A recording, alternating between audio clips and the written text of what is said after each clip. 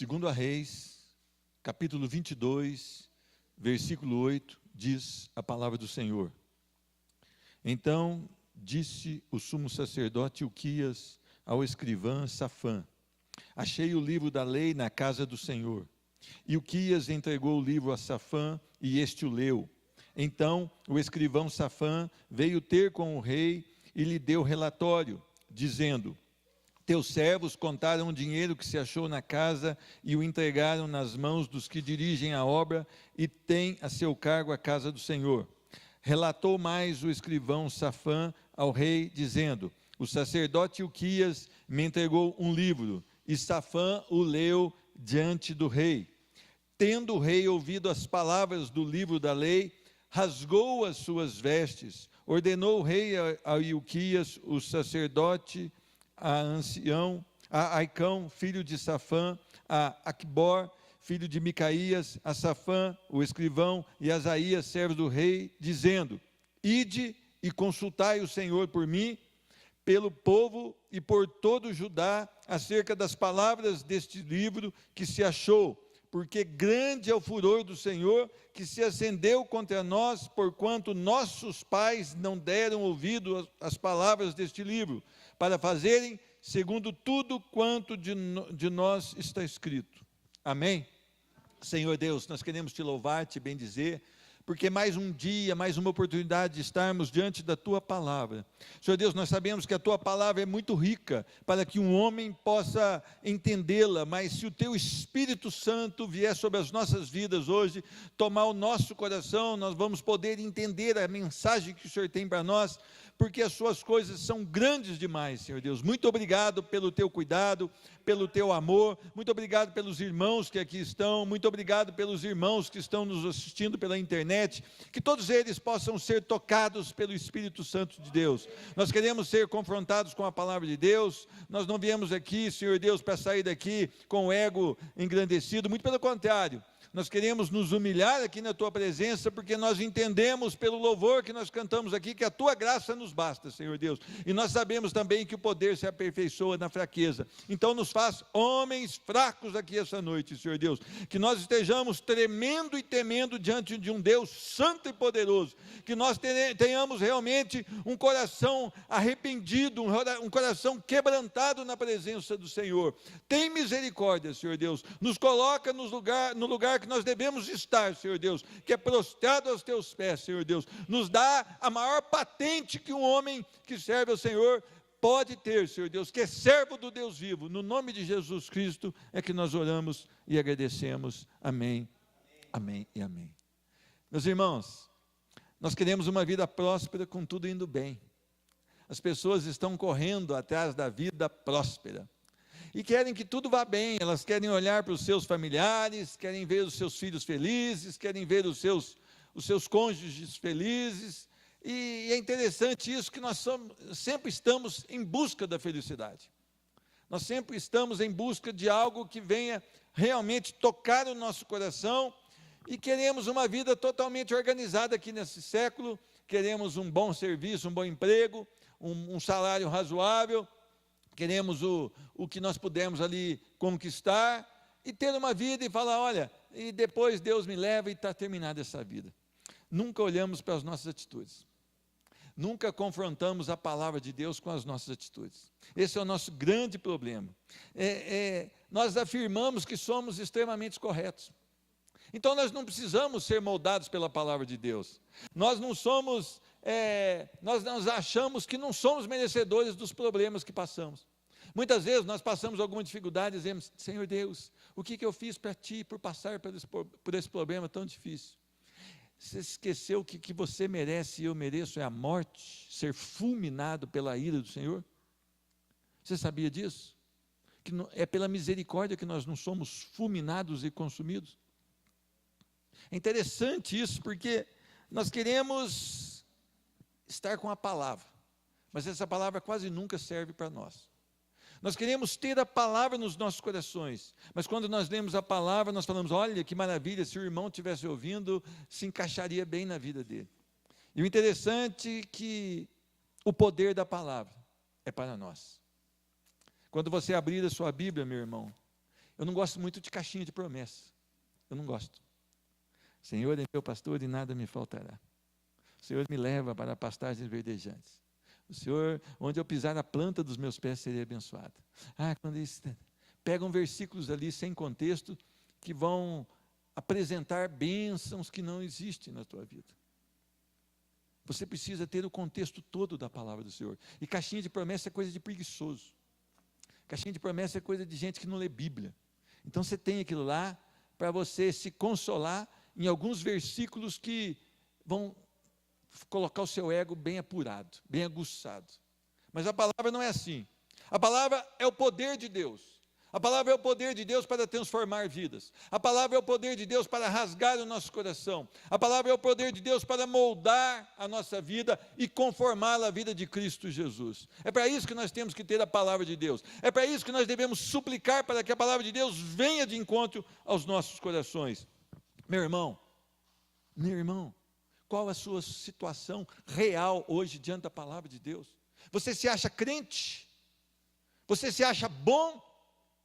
Você se acha um homem e uma mulher maduros no Senhor? Se você se acha assim, tome cuidado. Porque talvez você esteja mais distante da palavra do que você possa imaginar. Eu quero tirar aqui algumas lições. Quando estamos diante da palavra e nos submetemos a ela, o que acontece? Primeira coisa, versículo 11. Diz a palavra que foi lido ao rei o livro da lei. Tendo o rei ouvido as palavras do livro da lei, rasgou as suas vestes. Meu irmão, quando você for ler a palavra de Deus na sua casa, no seu local de trabalho, e você disser, eu vou meditar na palavra do Senhor, a primeira coisa que vai acontecer, desde Gênesis a Apocalipse, até mesmo se você ler a genealogia em Mateus, você tem que se sentir humilhado na presença do Senhor. Você tem que ter um coração que dependa de Deus. Você tem que entender que Ele é o Senhor e você é nada, você é um miserável. Você está perdido, não for pela graça derramada sobre a sua vida, um favor que você e eu não merece, nós estaríamos condenados ainda. Humilhação é quando eu olho para Deus e vejo que Ele todas as coisas pode, e ao mesmo tempo eu olho para mim e vejo que eu nada posso sem Ele. Humilhação é me colocar no lugar que eu devo estar. Meus irmãos, as pessoas estão se achando. Elas estão se achando porque talvez já tenha 20 anos numa igreja evangélica, talvez até tenha um ministério, talvez até tenha um título. Isso não vale nada. Isso não vale nada. O que vale realmente é o que você tem com Deus. O que vale realmente é se o seu coração está humilhado, contrito na presença do Senhor. Este homem chamado Josias, um rei do Senhor, ele começa a governar com 8 anos de idade. E é interessante que no versículo 2 do capítulo 22 diz, fez ele o que era reto perante o Senhor, andou em todo o caminho de Davi seu pai, e não se desviou nem para a direita e nem para a esquerda. Nós estamos vivendo uma geração evangélica, um bando de homens e mulheres que não tem compromisso com Deus, que não tem vida no altar do Senhor, que não tem nenhum zelo com a palavra de Deus, que andam desordenadamente pela rua, com uma camisetinha escrito Deus é fiel, e acham que pode todas as coisas. Essa é a geração terrível que nós estamos vivendo. Meus irmãos, este homem era um homem que zelou pela palavra de Deus, era um homem que andou no caminho do Senhor, disse a palavra que ele não se desviou nem para a direita nem para a esquerda. E mais uma vez, quando é levado para ele o livro da lei, a primeira reação que ele teve, extrema contrição, arrependimento profundo. Ele leu a palavra e ele notou que era para ele a palavra. Ele leu a palavra e notou que ele estava totalmente fora daquilo que poderia estar. Meus irmãos, se você ler essa palavra e achar que você é bom, você é um perdido. Você é um perdido. Quando você lê essa palavra, meu irmão, você tem que chorar diante dela. Você tem que entender a podridão que é o seu coração sem Cristo. Você tem que entender a miséria que você se encontra. Você está fazendo as coisas que você acha certo. Você está fazendo os planos que vieram ao seu coração. E depois que você faz tudo que deu no seu coração, você vem pedir a bênção de Deus. Assim é a nossa vida. Assim é os crentes de hoje, são os crentes de hoje. Uma geração que está andando batendo cabeça. Uma geração que não se humilhou, não aprendeu a depender de Deus, e ela depende dos seus próprios braços. Mas uma coisa que eu vejo aqui nessa extrema contrição do rei Josias, sabe o que eu vejo aqui? Dor pelos pecados. Meu irmão, o povo hoje peca.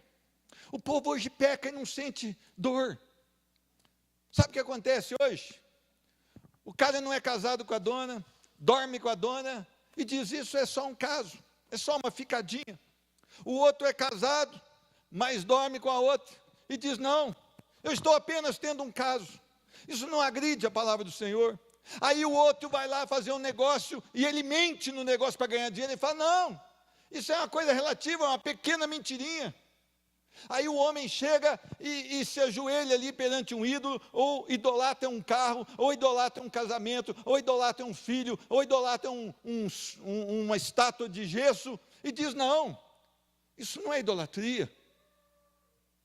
Aí ele aceita uma propina no seu trabalho, um dinheiro por fora, para ele levar uma carga desviada, ou para ele fazer algo que não era para ser feito. Ele diz: não tem nada a ver, todo mundo faz.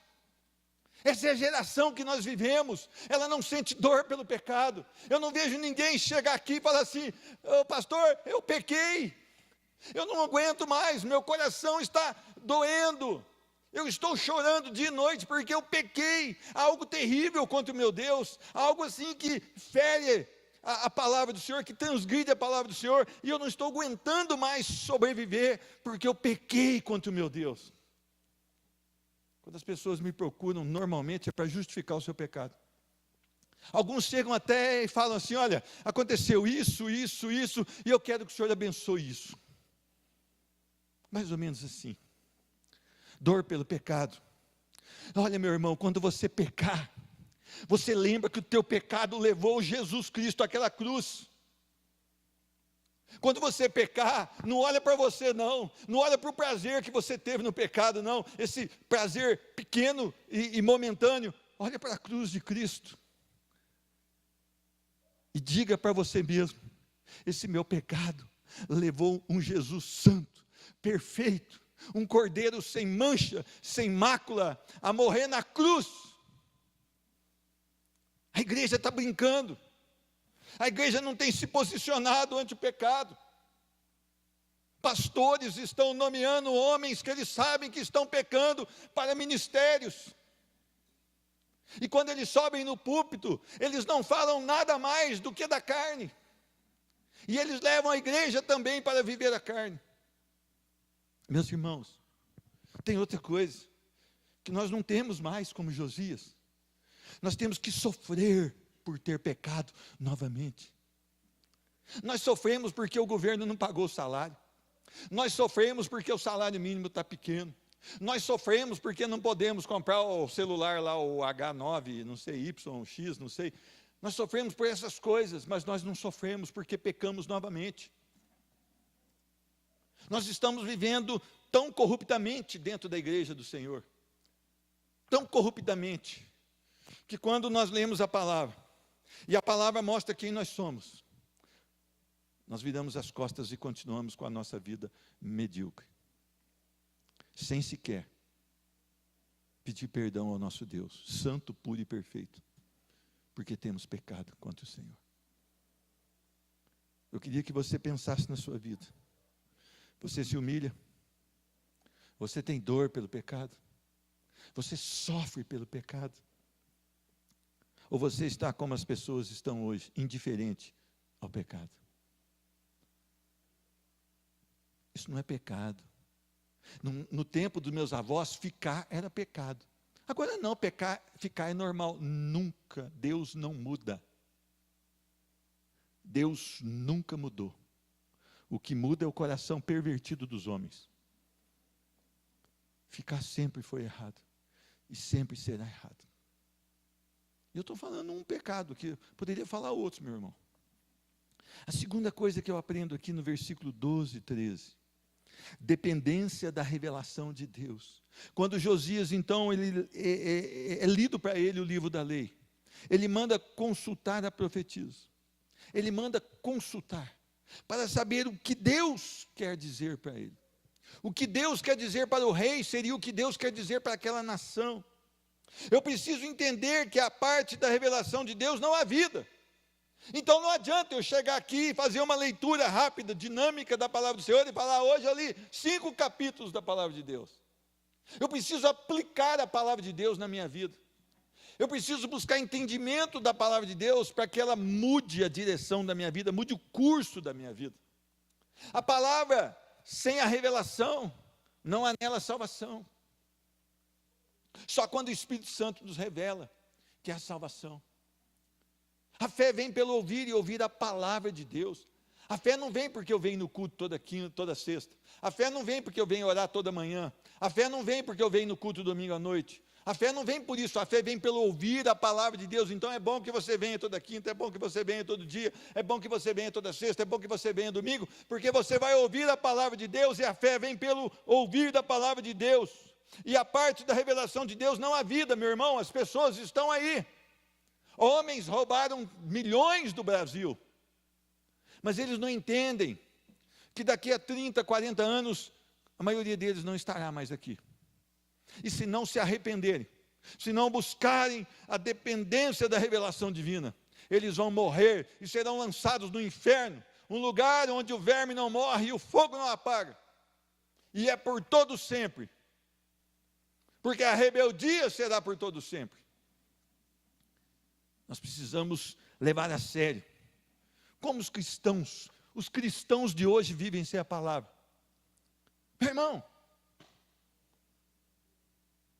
o irmão chegou para mim e falou que fulano tinha um ministério da igreja e falou para ele assim, ó, orar ainda vai, mas ler a palavra não dá.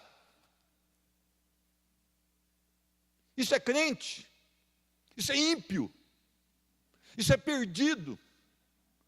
Se você não ama a palavra, você não é crente. A sua Bíblia ficou como essa semana? Como que ela ficou essa semana?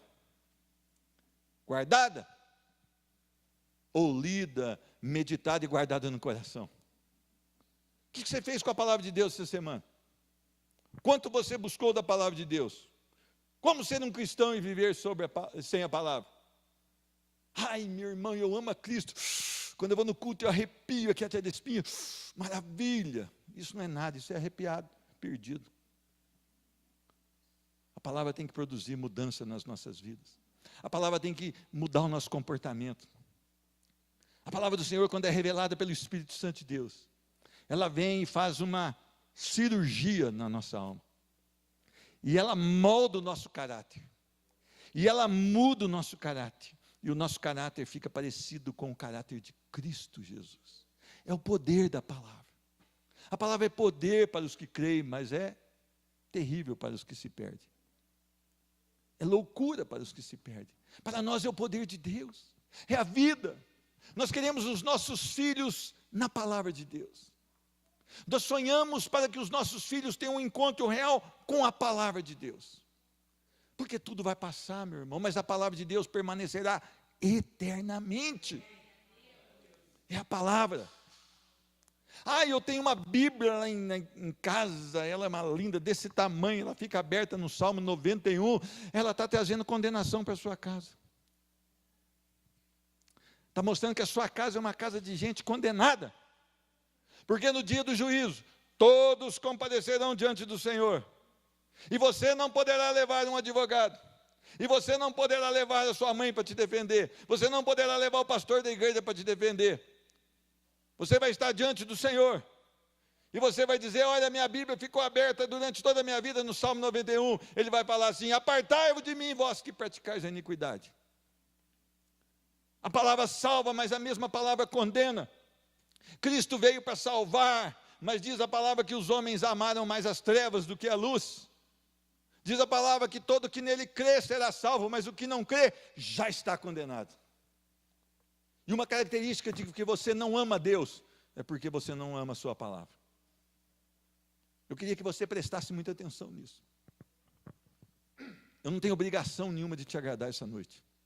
Aliás, eu não tenho obrigação de te agradar sempre com a palavra de Deus. Eu tenho obrigação de trazer uma verdade para você. para que seja produzido aqui homens e mulheres parecidos com Cristo Jesus, por isso chamados cristãos. Cristãos. A terceira coisa que eu aprendo, eu compreendo o resultado de voltar as costas para a palavra. Versículo 13, parte B. Olha o que diz a palavra aqui. Acerca das palavras desse livro que se achou. Porque grande é o furor do Senhor que se acendeu contra nós, porquanto nossos pais não deram ouvidos às palavras deste livro, para fazer segundo tudo quanto de nós está escrito. Sabe o que acontece quando eu viro as costas para a palavra? Deus não está perdendo nada. Eu estou perdendo. Diz a palavra que o furor do Senhor iria ser derramado sobre essa nação. Uma nação que foi retirada da escravidão. Uma nação que foi conduzida no deserto. Uma nação que foi trabalhada pelo Senhor. Mas uma nação que sempre adulterou. Espiritualmente adulterou. Uma nação rebelde, obstinada de coração, homens de dura serviço, que não se curvam diante do Senhor, homens que têm projetos deles mesmos para eles mesmos, mas que nunca obedecem ao Senhor. E esse é o Israel lá do deserto. Esse é o Israel lá do deserto. Povo escolhido por Deus, mas um povo ao mesmo tempo que rejeitou a Deus. Um povo que voltou as costas para o Senhor. Meu irmão, não se esconda atrás de uma denominação. Essa placa aqui, Igreja Batista do Quênia, isso não tem valor para a salvação de um homem.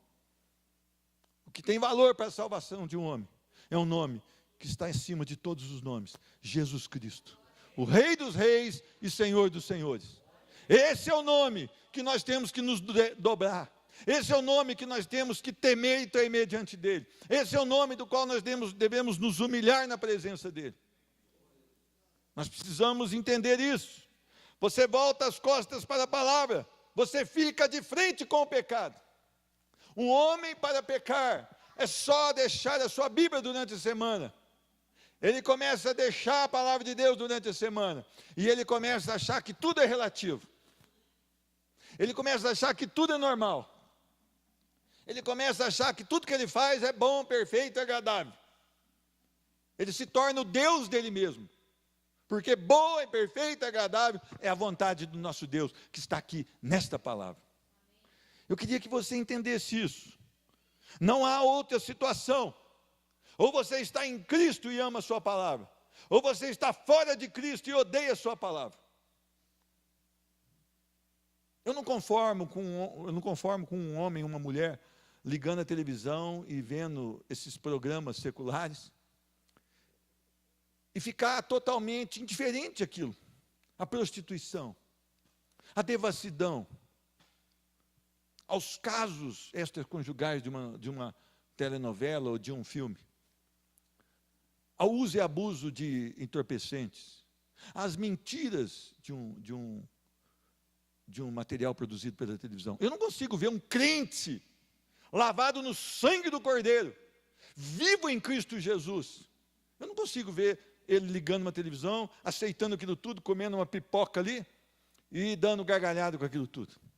Eu não consigo ver um crente na fila de um cinema para ver um filme secular e perder 2 horas da sua vida sendo bombardeado por coisas que não são a palavra de Deus. Eu não consigo ver, meu. Não consigo enxergar isso. Não consigo ver Paulo na fila de um cinema para ver um filme secular. Eu não consigo ver Estevão ali. Eu não consigo ver esses homens dos quais o mundo não era digno, perdendo o tempo da sua vida. Eu os vejo investindo no tempo da sua vida para adoração a Deus, para falar do evangelho da graça àqueles que estão perdidos. Meus irmãos, há uma sentença no versículo 16 e 17, abaixa um pouquinho, assim diz o Senhor: para aqueles que voltaram as costas para a palavra. Eis que trarei males sobre este lugar, e sobre os seus moradores, a saber, todas as palavras do livro que leu o rei de Judá, visto que me deixaram e queimaram incenso a outros deuses, para me provocarem a ira em todas as obras das suas mãos. O meu furor se acendeu contra este lugar, e não se apagará. Ah, meu irmão, pregado para você que Deus é amor, continue fazendo o que você está fazendo, não é? Mentiram para você, da outra parte, o furor de Deus sobre aqueles que rejeitam a palavra. Falaram só a metade da bênção, né? A outra bênção é que Deus se ira. A outra metade é que Deus ama. Essa falaram para você, né? Arrependei-vos. João Batista tem uma pregação muito simples e muito objetiva. Arrependei-vos, raça de víboras. Eis que o machado está colocado à raiz da árvore. Pegaram isso? Não, não pode pregar isso não, senão o povo vai embora da igreja. Vai embora o perdido. O crente fica, porque ele se deleita nas verdades do Senhor. Ele ama as verdades do Senhor. E essa é a verdade de Deus. Meus irmãos, quarta coisa que eu aprendo aqui: pelo Espírito Santo eu volto ao centro da vontade de Deus. Vamos até o 23, versículo 3, diz a palavra: o rei se pôs em pé junto à coluna e fez aliança ante o Senhor, para o seguirem, guardarem os seus mandamentos, os seus testemunhos e os seus estatutos de todo o coração e de toda a alma, cumprindo as palavras desta aliança que estavam escritas naquele livro, e todo o povo anuiu a esta aliança. Olha que maravilha, um rei que se volta na presença do Senhor, um rei que era considerado íntegro pelo Senhor, um rei que diz a palavra que ele não andava nem, desviava nem para a esquerda e nem para a direita, um rei que amava a Deus. Quando ele está diante da palavra, ele vê que ele precisa de uma outra aliança com Deus, porque ele é corrompido. Olha que maravilha a humildade desse rei. Meus irmãos, qual que era a aliança? Qual que era o objetivo? Senhor Deus, vou fazer uma aliança contigo aqui, ó. Eu vou no culto todo domingo, o Senhor me dá uma bicicleta. Não é mais ou menos isso que o povo está? É mais ou menos isso? Senhor, olha, eu vou no culto todo domingo, o Senhor arruma meu casamento que está uma porcaria.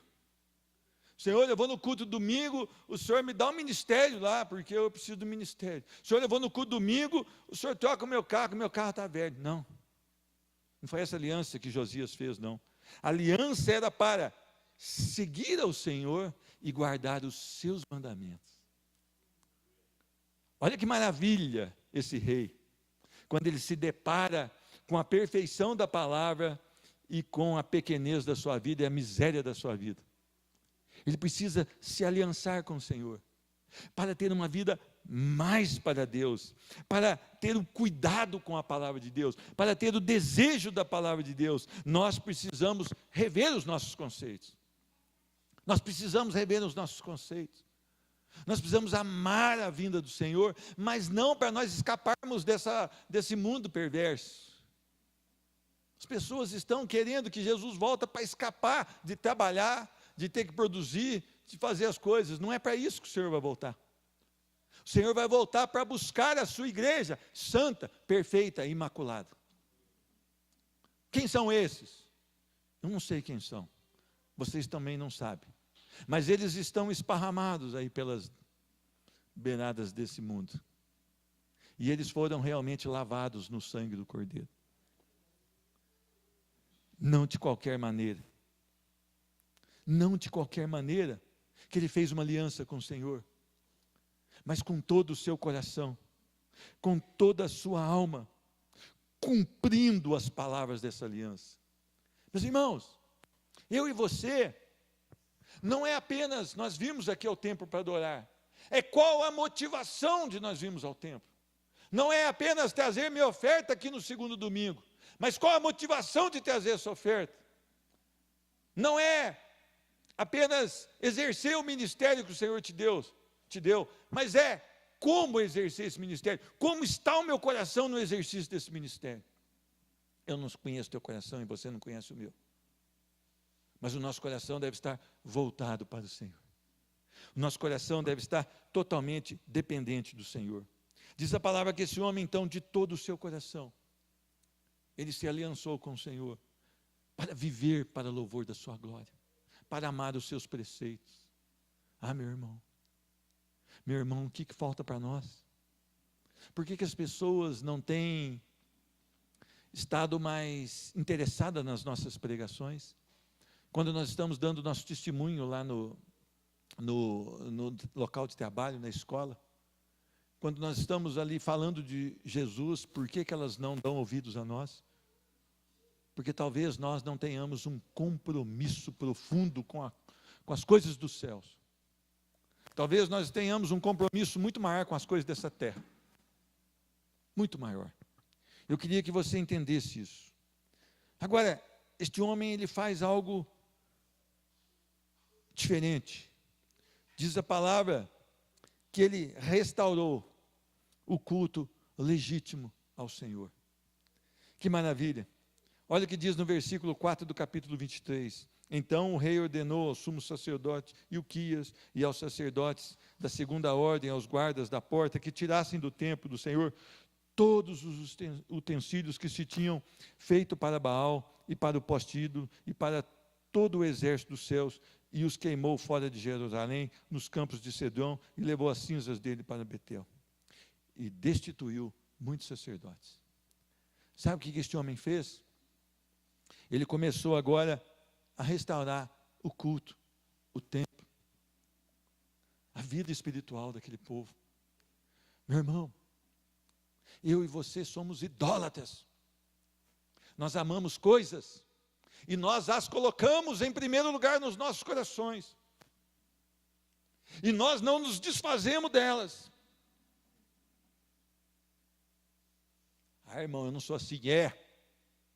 Nós somos assim. Nós amamos mais o nosso casamento que a Cristo, muitas vezes.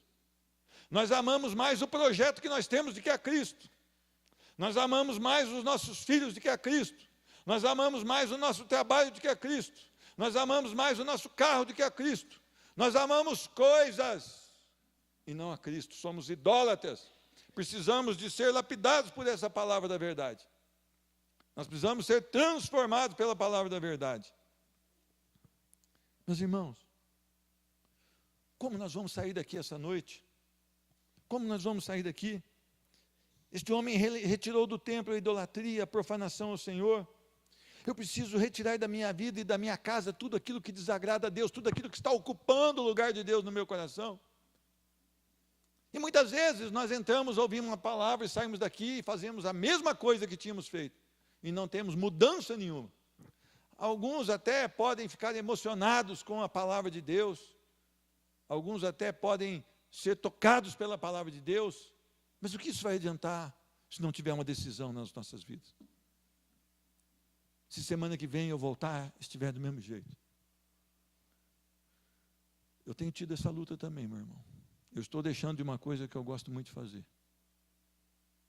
Mas eu estou deixando do que eu gosto muito de fazer para a glória do Senhor. E está sendo difícil? Tá. Mas eu estou abandonando algo na minha vida de trabalho. Eu não sou melhor do que vocês. Eu sou tratado por essa palavra. Antes de eu trazer essa palavra a vocês, essa palavra ela tem que arrebentar comigo. Ela tem que mudar o meu coração. Há um sofrimento na minha vida antes de trazer a palavra para vocês. Eu não trouxe aqui uma palavra por trazer para vocês. Eu trouxe a palavra que Deus me deu para que a minha vida seja mudada também. Eu sou um pecador. Não amo o pecado, mas eu sou um pecador. Eu só não serei pecador quando a última trombeta ressoar. Eu sou miserável, sim. Deus é tudo, eu sou miserável. E por isso, eu queria que você ficasse atento para as coisas que são ditas aqui nesse púlpito. Porque elas não são para ferir você. Elas são para deixar você a par daquilo que Cristo quer. Meus irmãos, o que você tem que retirar da sua casa hoje ainda? Às vezes as pessoas ficam bravas comigo que eu digo que não assisto mais televisão. Ah, mas eu quero assistir, você faz o que você quiser, meu irmão. Eu não estou aqui para ditar normas. Igreja que dita normas, para mim, estou fora. Igreja que fala, ó, você pode fazer isso, você pode isso, você tem que cortar isso, você tem que andar com isso, você tem que andar daquele jeito, para mim, estou fora. Estou fora. Eu tenho que me parecer com Cristo. Não é o homem que vai colocar regras sobre a minha vida. Aliás, os fariseus eram líderes nisso. Até formaram 600 leis. Mas não deu certo. Continuaram fariseus. Porque eles punham sobre os outros. Mas eles mesmos não aplicavam nas suas vidas. Jesus me deu liberdade, não para pecar. Então, quando eu for vestir uma roupa, eu vou em frente ao espelho e digo, é para louvor da tua glória, Senhor. Quando a mulher vai se preparar para ir para o culto, ela deve dizer, Senhor, é para louvor da tua glória.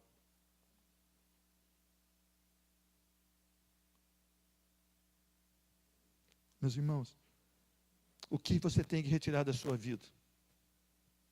O que você tem que retirar da sua vida? É tua análise com Deus, meu irmão, não sou eu que vou dizer. Eu larguei da televisão, porque a televisão não era bênção para mim. Ela roubava meu tempo, ela me alimentava com coisas que não prestam. Eu tirei da minha vida. Isso não é doutrina para a igreja. Não é para você copiar isso por copiar. Se Deus mandar você abandonar, você abandona. Mas o que você precisa abandonar? O que precisa tirar da sua vida para você usar toda a sua vida para o louvor da glória do Senhor? Isso é limpar, isso é restaurar o culto ao Senhor, isso é restaurar o templo do Espírito Santo. Tome decisões profundas hoje. Tome decisões profundas para se parecer mais com Cristo. Para quando você dizer, eu sou um cristão, você disser, eu sou um cristão, realmente as pessoas vejam Cristo em você. E tem mais uma coisa que esse homem fez. Capítulo 23, versículos 21 a 23. Olha o que diz a palavra do Senhor. Deu ordem o rei a todo o povo, dizendo, celebrai a Páscoa ao Senhor, vosso Deus, como está escrito neste livro da aliança. Porque nunca se celebrou tal Páscoa como essa, desde os dias dos juízes que julgaram Israel, nem durante os dias dos reis de Israel, nem nos dias dos reis de Judá. Sabe o que está dizendo aqui, meu irmão? Celebrem, celebrem que vocês foram libertos do Egito. Vocês eram escravos no Egito. Páscoa significa passar por cima. Hoje nós temos a nossa Páscoa, Cristo Jesus. Morreu, ressuscitou ao terceiro dia, e vivo está. E quando nós celebramos a ceia do Senhor, nós estamos trazendo à memória tão grandioso o sacrifício que Jesus fez na cruz. Meus irmãos, tem festinha de tudo. Tem chá de bebê, tem chá de mamãe, tem festinha de aniversário, tem aniversário de 15 anos, tem aniversário de 12 anos, tem aniversário de não sei quem, tem aniversário da cidade, mas nós não celebramos Cristo Jesus nunca. Nós não celebramos Cristo Jesus nunca. Nós nunca estamos dispostos, nós nunca temos tempo. Você já viu uma mãe preparando um aniversário de 2 aninhos de um filho? Essa mãe faz até dívida. Ela fica eufórica, ela convida, ela faz isso, ela faz aquilo, ela vai atrás, ela fala, olha, lembra do convite, tal, tal, ela põe enfeite, ela põe até coisa de fábula na parede. Faz um festão. Aí o filho dela se converte. Vem aqui, desce as águas e professa Jesus como Senhor. Nem festa não tem. Perceberam isso ou não? Perceberam isso ou não? Para o aniversário de 12 anos, gastou o que não tinha. Fez o que não podia. Carnezão aqui, ó. O crente gosta de carnezão. Ele lê mais o carnete que a Bíblia. Mas a filha desceu aqui e declarou que Jesus Cristo é o Senhor. Nem um almocinho com aquele frango meio pomba, né, pequenininho, não tem. Sabe por quê? Porque isso, na verdade, não é importante para esse pai, nem para essa mãe. O filho passou na escolinha de futebol. Nossa, vamos almoçar no Pampa. Não tem dinheiro, não, nós ajeita, nós pede emprestado, nós faz financiamento. Ele fez gol na escolinha de futebol. O filho agora diz que quer um compromisso sério com Deus. Olha, não vai ficar bitolado não, hein, menino? É assim que nós estamos celebrando Cristo Jesus na vida dos nossos familiares. É assim que a igreja contemporânea acha que Cristo Jesus é uma sobra. É algo de menos importância. Meu irmão, qual é o empenho que você faz para levar o seu filho na escola secular? Bastante, não é? Para ele aprender, para ele ser alguém na vida, ter uma função. Isso é bênção. Agora eu pergunto, qual é o empenho, mãe, que você faz para trazer seu filho na escola bíblica? Qual é o esforço que você faz? Primeiro, de oração. Segundo, o seu compromisso com Deus. Meu irmão, vou falar dessa igreja aqui agora, dessa aqui, IBK. Se os filhos tiverem o mesmo compromisso dos pais, essa igreja vai sumir em breve. Quer que eu repita ou não preciso? Se os filhos tiverem o mesmo compromisso com Cristo que os pais têm, essa igreja tem uma tendência a acabar, sucumbir. Isso é trágico? Sim. Mostra que os pais amam a Deus, pontinho. Aí você completa essa lacuna. Porque às vezes os pais, eles até dizem para o filho, vá ao culto, mas ele não vai. E não vai por quê? Porque não tem compromisso com Deus. Porque não tem compromisso com a palavra. Porque ele é um frouxo. Porque a vida dele de crente, ó, desse tamaninho assim, ó. É uma vidinha medíocre. Aí, irmão, eu quero a benção, e comecei até de cura, porque a benção da salvação ele não tem, ele tem que aproveitar esse mundo, então ele tem que ser curado nesse mundo, para ele fazer tudo nesse mundo, porque depois ele vai morar no inferno, porque não ama Deus em verdade. Pais, preste atenção, vocês precisam inspirar os seus filhos a servir a Cristo Jesus. Eu estou nisso também. Será que eu estou sendo uma boa inspiração para as minhas filhas? Será que eu estou sendo uma boa inspiração para os meus netos? Será que eu estou sendo inspiração para o meu genro que está ali? Será? Talvez eu preciso de uma pegada maior com Deus. Talvez eu precise de um compromisso ainda maior com Deus, para que os meus filhos, os meus familiares olhem para mim e falem, olha, eu preciso acompanhá-lo. Eu preciso acompanhá-lo. Porque ele tem nos dado um bom testemunho. Eu e você temos uma responsabilidade diante do Senhor com os nossos filhos.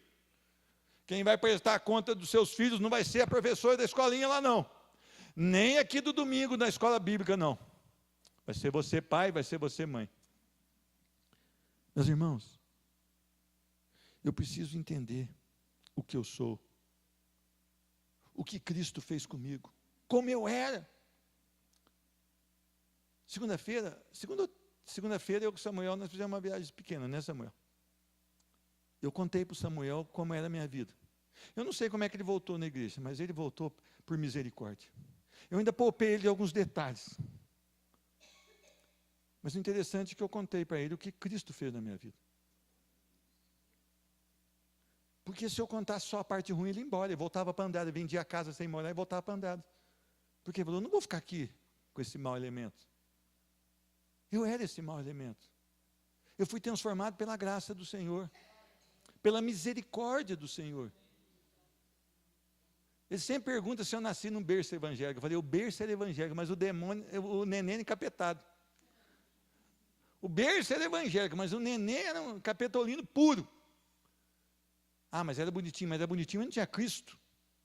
Bonitinho mesmo, gente, vocês veem a foto lá, vocês vão ver. Tem alguns 6 meses, vocês vão falar, gracinha.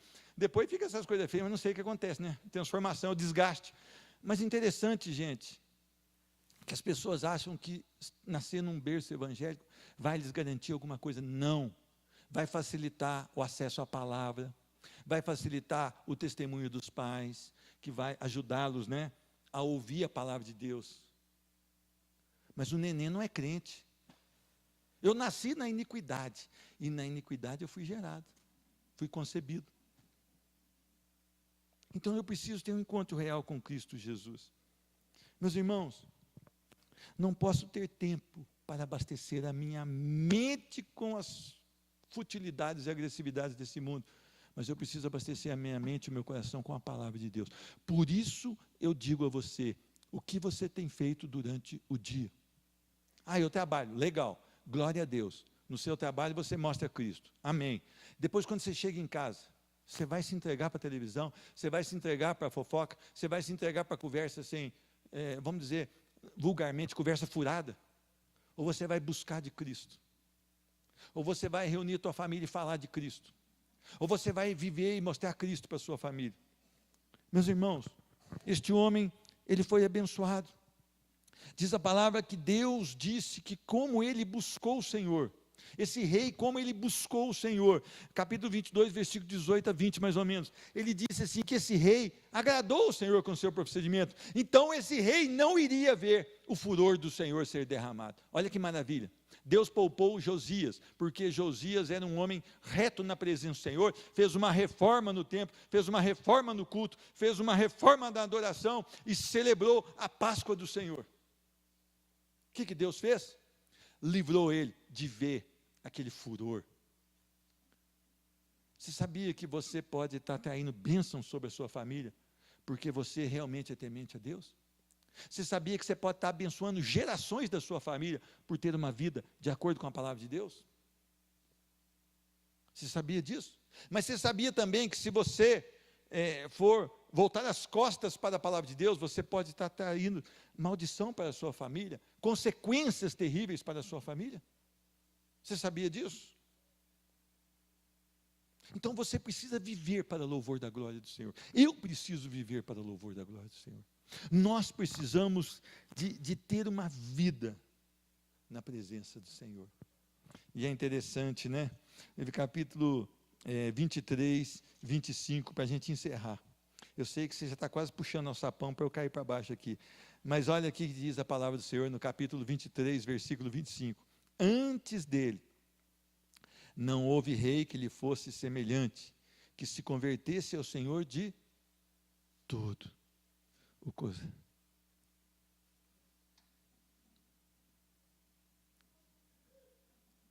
Todo o coração. Meus irmãos, aqui é coisa linda demais para nós. De toda a sua alma. Esse homem não tinha nenhum pensamento a não ser Cristo Jesus. Ele não tinha o coração voltado para nada a não ser Cristo Jesus. E diz a palavra, de toda a sua força, o vigor dele foi usado para louvor e glória do Senhor. Nós estamos perdendo o nosso tempo. Nós estamos agarrados em coisas transitórias. O nosso coração está dividido. A palavra diz, buscar-me-eis e me achareis, quando me buscar de todo o coração. E nós não estamos buscando o Senhor de todos os nossos corações. Alma, força, segundo o que eu penso que é certo, não, segundo a palavra, que diz aqui, segundo toda a lei. E depois dele nunca se levantou outro rei igual. Meus irmãos, diz que o Senhor derramou o furor. E esse povo foi levado cativo, mas depois de Josias, havia uma promessa para Josias: você buscou a mim, você buscou a minha face, você valorizou a palavra, então você não verá o que está para acontecer. Meus irmãos, o nosso país, a qualquer momento pode ser derramada a ira de Deus sobre esse país. Os crentes não são crentes, os pastores não são pastores, os políticos estão corrompidos. O político que diz que é evangélico está pior. A qualquer momento pode ser derramada a ira do Senhor. No meu entender, o Senhor já deixou esse país andar no seu próprio entendimento. Por isso você vê tanto homossexualismo, por isso você vê tanto aborto, por isso você vê tanto crime. Estão matando pessoas aí por causa de relógio, por causa de tênis, por causa de nada. Não tem mais valor a vida, o amor de muitos está esfriando. Isso não é normal. A novela da Globo diz que isso é normal. Ideologia de gênero, isso é algo do inferno. E a igreja do Senhor começa a se moldar a isso. Existe hoje o casamento homossexual dentro da igreja. O aborto já é relativizado dentro da igreja. E os pastores não podem pregar porque diz que vão ser presos. Mas por que ser livre e não poder pregar o evangelho? O que adianta ser livre, mas não poder falar o que Deus manda falar? Para que isso? Que liberdade é essa? Paulo mesmo algemado diz, eu estou algemado, mas a palavra do Senhor está livre. E ele pregou para toda a guarda pretoriana, porque ele tinha liberdade no Espírito. Que Deus te abençoe, que você possa temer a palavra do Senhor, que você possa se prostrar diante do Senhor, que você ame a Deus como o rei Josias amou, de todo o seu coração, de toda a sua alma, de todo o entendimento. Viva para a glória de Deus. Ah, mas eu pequei semana, peça perdão agora.